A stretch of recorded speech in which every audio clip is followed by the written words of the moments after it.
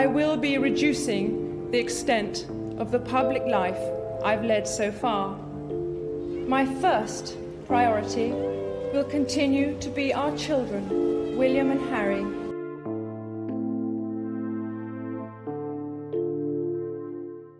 Princess Diana's words have always carried a timeless weight, but one letter thought to be lost forever has now resurfaced, addressed to none other than Princess Anne. Hidden away for decades, this heartfelt message offers a rare glimpse into Diana's private thoughts, her struggles within the monarchy, and the bond she shared with the Queen's only daughter. More than just ink on paper, it is a window into secrets the world was never meant to see. So, what exactly did Diana confide to Anne in this extraordinary letter? Diana's letter to Princess Anne. It was a cold morning in early 2024 in Essex, England. Inside a large auction house, auctioneer James Parker's hands shook as he carefully opened an old, dusty box. He had handled many valuable items over the years, but nothing like this. Tucked among the papers inside were personal letters written by the late Princess Diana, warm thank you notes and messages filled with kindness. These were special enough on their own, but one letter stood out. A sealed envelope addressed to Princess Anne. This letter had remained a mystery for over 26 years, hidden away in a private collection since Diana's sad death in 1997. While many of her letters had been shared with the public, printed in newspapers, or sold at auctions, this one had never been opened. The envelope, a soft cream color, carried Diana's royal letterhead, and her neat handwriting was still as clear as the day she wrote it. As news of the discovery spread, royal experts and historians hurried to Essex, eager to see this rare find. Among them was Dr. Sarah Matthews, a respected historian who had spent years studying Diana's letters. She quickly noticed something unusual. Unlike other letters that had faded ink and worn edges from being handled often, this one was in perfect condition. It looked as though it had been sealed just yesterday. Adding to the mystery was the letter's strange journey. It had passed through 3 different owners, but had never been opened. The most recent owner, a retired banker named Thomas Henderson, had bought it in 2001 from an unnamed source. Someone who had once worked closely with the royal family. No one knew why it had been kept hidden for so long. Experts studying the envelope made another shocking discovery: a small red wax seal stamped with Diana's personal crest. This was not the usual royal seal she often used. Instead, it was a mark she saved for only her most private and important messages. Whatever was inside, it was clear that this letter carried great importance.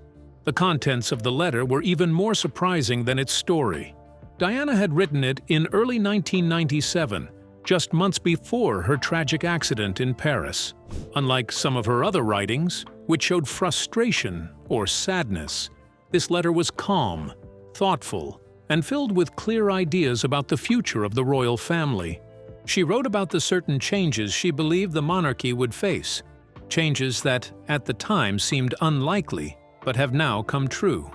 Diana predicted that the royal family would need to adjust to modern times, that the media's power would grow stronger, and that these forces could deeply affect her 2 young sons, William and Harry. But the most surprising part of the letter was Diana's unexpected request. She addressed it to Princess Anne, the one royal who had always kept some distance from her. Their relationship had never been especially warm, but Diana's words showed deep respect and understanding. She admitted their differences but praised Anne's strength, loyalty, and steady dedication to the royal family. Then, she made a stunning request. If anything were to happen to her, she asked Anne to look after William and Harry. The timing of Diana's request makes it even more striking. In early 1997, she had been deeply involved in charity work, especially in the fight against landmines. That same year, she shocked the world by walking through a live minefield in Angola, a bold and dangerous act that made some powerful people very angry. Her letter suggests that she may have felt unsafe, yet she stayed determined to continue her mission. The British royal family has not publicly commented on the letter. Their silence has only fueled questions. While the palace remains quiet, handwriting experts who have studied Diana's confirmed letters from 1997 say the handwriting, paper, and ink are a perfect match. For now, the letter is being carefully kept in a secure room at the British Library, where experts continue to study its truth and meaning. But one thing is clear: its discovery has brought back discussions about Diana's legacy and her relationship with Princess Anne. Many had believed they were distant, but this letter suggests that in the end, Diana placed her trust in Anne in a way no one had ever known. This long-hidden letter is not just a piece of history. It is a window into Diana's mind in her final months. It shows her thoughts on the royal family, her worries for her sons, and the wisdom she had about the world she was leaving behind. More than 2 decades later, the monarchy still struggles with the very issues she predicted, and her words remain as powerful as ever. As William and Harry take very different paths in life, Diana's final message lingers. Her urgent call for the royal family to change, her quiet warning about the power of the press, and her rare insight into the future. But what made her feel it was so important to reach out to Anne? What more did she sense about the future? Let's explore. Diana's last letters. In the spring of 1997, something about Princess Diana changed, and the people closest to her noticed it right away. Her secretary saw a change in her usual ways. Diana had always been careful and thoughtful with her letters, but now she was writing more often. Her normally neat and graceful handwriting looked rushed, almost as if she felt she was running out of time. Ken Williams, a former Royal Protection Officer who worked with Diana in her last months, remembered how uneasy she seemed. She often stayed up late into the night, writing quickly. Sometimes, in the early morning, Williams would find her still at her desk, surrounded by sealed letters. But these weren't her normal notes to friends or thank you letters to charities. These letters were serious, filled with warnings, secrets, and what felt like final directions. Her trusted butler, Paul Burrell, got one of these letters, where she wrote about dark forces around her. Burrell had a rare view inside the royal household. He had worked for the Queen before becoming Diana's butler, spending 20 years within the palace. Another letter, sent to her close friend, Lucia Flecha de Lima, included chilling mentions of powerful people who wanted her to stay quiet. But the letter to Princess Anne was different. Written on her personal Kensington Palace paper, it showed a side of Diana few people knew, calm, thoughtful, and almost like she could see the future. She wrote about the old traditions of the royal family breaking down, and how William and Harry would need the freedom to choose their own paths. Patrick Jeffson, Diana's private secretary from 1988 to 1996, later explained that Diana had been watching Anne for years. Despite their differences, Diana respected Anne's ability to stay true to herself while still carrying out her royal duties. She admired something in Anne that many others did not see. In her letter, Diana showed she clearly understood the challenges her sons would face. She wrote about the strict royal rules, the non-stop media attention, and the constant pressure to look perfect. These weren't just the worries of a loving mother. They were warnings from someone who had lived through it all. Lady Sarah McCorquodale, Diana's sister, later confirmed that Diana had shared similar fears with her family. She believed that, whether the monarchy liked it or not, change was coming, and she feared her sons would be caught in the middle of it. What made this letter even more surprising was Diana's request. She didn't ask Anne for traditional protection. She asked for understanding. She wanted Anne to be there for William and Harry, to help them deal with royal life while still being themselves. It was an unusual request, but in many ways Anne, who had always chosen her own way within the royal family, seemed like the right person. The letter also spoke about Diana's charity work, especially her campaign against landmines. She wrote about her trips to Angola and Bosnia, explaining how this work gave her a sense of purpose beyond being a princess. But she knew it had also made her a target. By stepping into political issues, she had upset powerful people. Jenny Bond, a former BBC royal reporter, later explained why this moment in Diana's life was so important. In early 1997, Diana was at a turning point. She had lost her royal title, but had found something more valuable: her own voice. She was no longer just a princess. She was a worldwide symbol for change. But with that influence came risk. In her letter to Anne, Diana admitted that she felt watched. She had noticed cars following her and strange silences during phone calls. Yet, she didn't sound scared. Her words had the tone of someone getting ready, just in case. Diana's final words to Anne were not about fear or regret. She wrote with hope. At the bottom of the letter, she added a short but strong note: "Time will prove me right." Today, those words feel hauntingly true. William walks the fine line between duty and personal freedom, while Harry has chosen to leave tradition behind completely. Diana saw it all coming. But the relationship between Diana and Anne had not always been easy. What caused the break between these two strong women? And how did a small disagreement at a royal christening change their relationship for good? Let's find out. Tradition against transformation. In the grand and impressive halls of Buckingham Palace during the early 1980s, two princesses lived side by side, but their lives and choices could not have been more different. Princess Anne, the Queen's only daughter, had long accepted her role within the royal family. She worked hard, attending hundreds of official events every year, but unlike some of her royal relatives, she never looked for attention.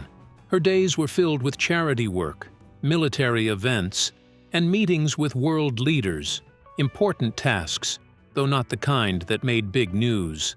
Lady Pamela Hicks, a close family insider and cousin of Prince Philip, admired Anne's hard work.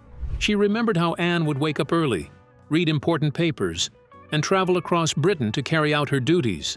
Yet Anne never expected praise. To her, duty was simply part of who she was. Then came Diana. The young Princess of Wales brought a fresh wave of warmth and feeling to the royal family. While Anne stayed serious and devoted to tradition, Diana had a natural charm that drew in the public. She connected with people in ways no royal had before, breaking rules by hugging children, crying in public, and openly showing love. Former royal reporter James Milton noticed how this change affected everything. Suddenly, Anne's quiet, hard work, like opening hospitals and visiting schools, was barely noticed. Instead, all eyes were on Diana. If she wore a new dress or changed her hairstyle, it made front-page news. Behind the royal smiles at official events, the tension between them slowly grew. In family photographs, Anne rarely stood near Diana, and their interactions stayed distant. Their views on royal life were simply too different. Anne followed the old rule of staying silent and never explaining, even when facing personal struggles like divorce. Diana, on the other hand, chose to speak openly about her battles with mental health and eating disorders, making the royal family seem more human to the public. The real strain between them began in 1982, when Prince William was born. By royal tradition, Anne was expected to be his godmother, especially since Prince Charles had already been chosen as godfather to Anne's son, Peter. This would have been a symbolic act of trust, strengthening the family bond. But Diana had other ideas. She broke with tradition, choosing friends who had shown her personal kindness rather than automatically picking senior royals. The choice shocked the family, and Anne, in particular, took it as a personal insult. 2 years later, when Prince Harry was born, the same thing happened. Diana again did not choose Anne as a godmother. Lady Susan Hussey, a close friend of the Queen, later shared how deeply this upset Anne. To her, it wasn't just about being left out. It felt like Diana was rejecting everything Anne stood for: duty, tradition, and the royal way of life. Anne made her feelings clear in a quiet but strong way. On the day of Harry's baptism, instead of going to the ceremony, she went on a hunting trip at her country home. Her message was clear: if Diana could break tradition, so could she. From then on, the gap between them only grew. Anne became even more focused on her royal work, while Diana found her own voice and grew more independent. At family gatherings, they stayed polite but distant. Despite their differences, they had one thing in common: They just chose different ways to create their own paths. While the public saw their rivalry play out in headlines and royal events, there was more to the story behind the palace walls. In the beginning, Diana struggled to handle royal life, and perhaps, in another world, they might have been allies. But how did Anne's indifference shape the Diana the world would one day admire? Let's take a closer look. Diana's struggle for acceptance. Before she became the beloved people's princess, and before the sadness that followed, Diana Spencer was just a 19-year-old young woman stepping into a world filled with old traditions and unspoken rules. It was the summer of 1981, just weeks before she was set to marry Prince Charles. As she walked through the big halls of Buckingham Palace, she was trying to understand the strict and stiff ways of royal life. Diana was set on fitting in. According to Marion Crawford, a former royal worker, she spent endless hours perfecting her curtsy, practicing the right way to speak to different people and learning royal rules. She wanted to be accepted, to feel like she belonged. But no matter how much work she put in, not everyone welcomed her kindly. At formal dinners, Diana tried to join in polite talk, using the carefully practiced words she had learned. But Princess Anne, Charles's sister, barely replied, giving only short nods and keeping her eyes on her plate. Anne's coldness hurt more than open criticism. Lady Elizabeth Anson, the Queen's cousin, noticed these moments. She once said that Diana had a way of brightening a room, but near Anne, she seemed to shrink, as if the light inside her was slowly fading. It was like watching a flower close up in the cold. As time went on, the palace staff began to see a change in Diana. The lively and carefree young woman became more and more nervous before royal events. She would go over the rules again and again, desperate not to make a mistake. But no matter how hard she tried, Anne stayed distant. One night in 1982, former royal cook Darren McGrady found Diana alone in the palace kitchen, quietly crying. She whispered that she didn't understand what she had done wrong. As her marriage to Prince Charles started to fall apart, so did Diana's sense of safety within the palace. The same tall walls that had seen generations of royal history now felt more like a prison. She struggled with an eating problem, but when she looked for help, she was met with silence. Royal writer Richard Kay once pointed out that the very design of the palace matched its emotional air. Long, empty halls, closed doors, and an unspoken rule that personal struggles must stay hidden. Showing weakness was seen as a flaw. Princess Anne's response to Diana's troubles said a lot.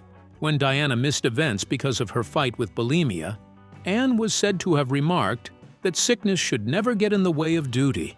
This clearly showed the difference between them. Anne believed in being tough, staying strong and never complaining, while Diana was open about her feelings, unafraid to show her pain. By 1990, Diana had learned to get by in her own way. She found comfort with junior staff, created small safe spaces where she could be herself, and even used royal rules to shield herself when needed. But it came with a cost. She later told friends that in trying to adjust, she had lost pieces of who she really was. Her cousin, Sarah Spencer, once shared that Diana kept a diary during those early years. In its pages, Diana wrote that she often felt like an actress in a play where everyone else knew the lines, except her. She didn't see Anne as an enemy, but rather as someone she had hoped would guide her through the heavy world of royalty. For years, these hidden stories stayed locked within the palace walls, but a newly found letter from Diana to Anne now shines light on her final attempt to close the gap between them, a gap that had shaped both their lives in ways no one could have guessed. And in the years that followed, as Diana's sons grew up and built their own paths, those same palace walls could no longer keep the truth of her struggles shut away. How many of Diana's warnings to Anne later proved true? And how did Anne react when she realized it? Let's take a closer look. Diana's warnings. In 2024, the lives of Prince William and Prince Harry could not be more different.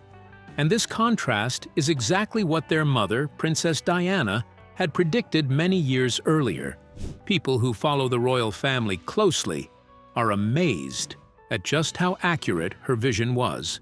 A letter she wrote to her sister-in-law, Princess Anne, in the final months of 1997, does not come across as a frantic warning.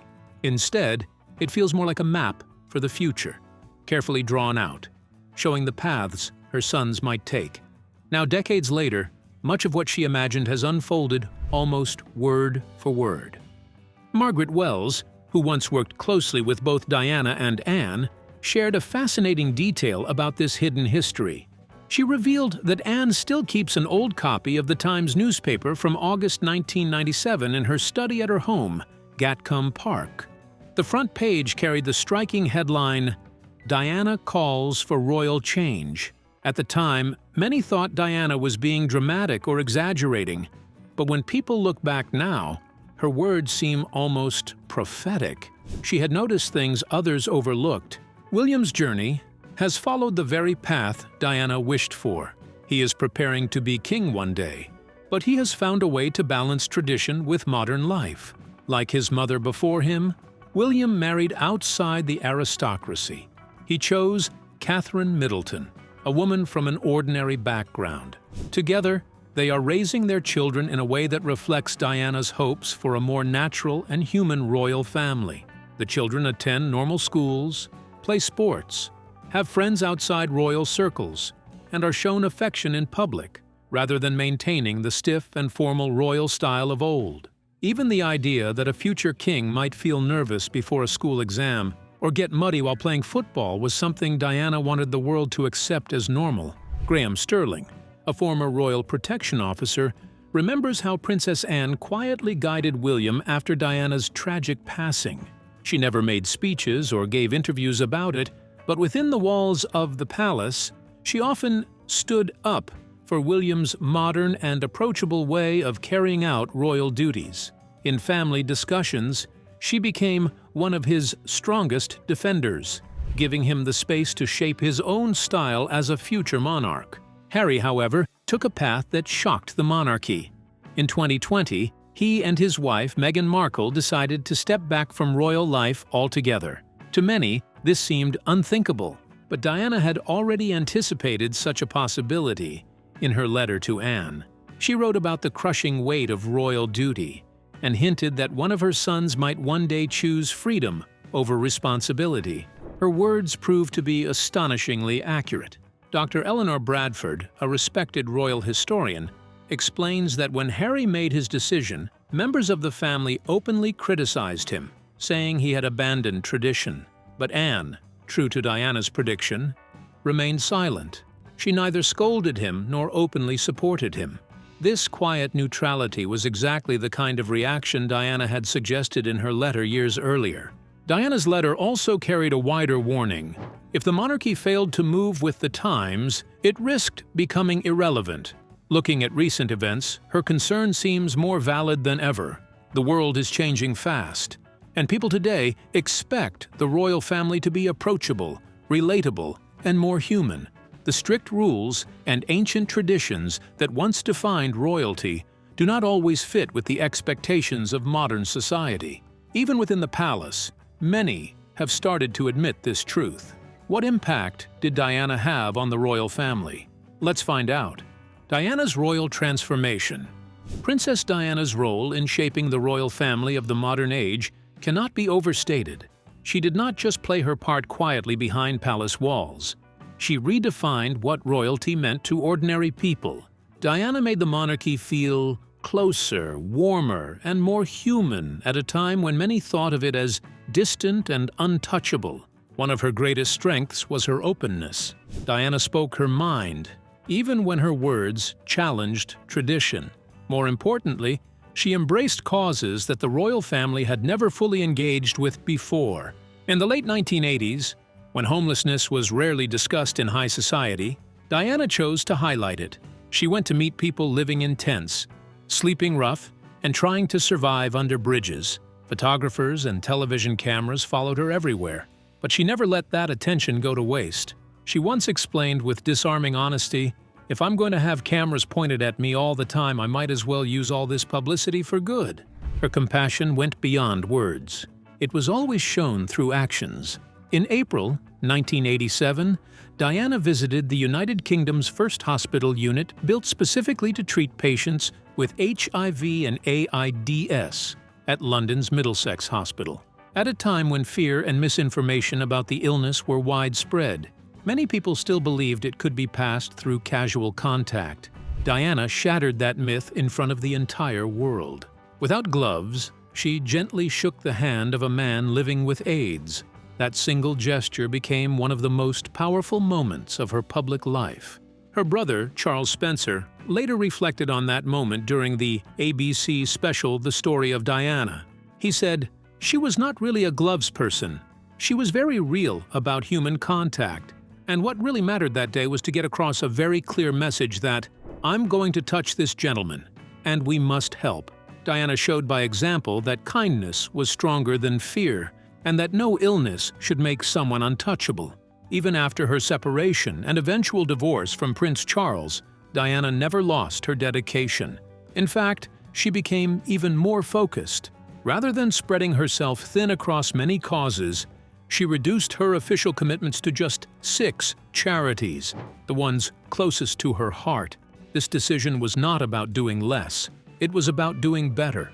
Diana explained her approach in a conversation with Catherine K. Graham, the chairwoman of the Washington Post Company. She said, "If I'm going to talk on behalf of any cause, I want to go and see the problem for myself and learn about it." For her, being a patron was not about having her name printed on a letterhead. It was about rolling up her sleeves and facing the reality of the issues. This hands-on style of royal work was something completely new. Previous generations of royals had mostly kept a polite distance, maintaining ceremony and tradition. Diana, however, preferred closeness, listening, and touch. Whether it was speaking to homeless families, comforting sick patients, or holding the hands of children, she connected with people in a way that was raw, emotional, and unforgettable. So what do you think about Princess Diana's lost letter to Princess Anne? Share your thoughts with us in the comments section. Don't forget to like and subscribe.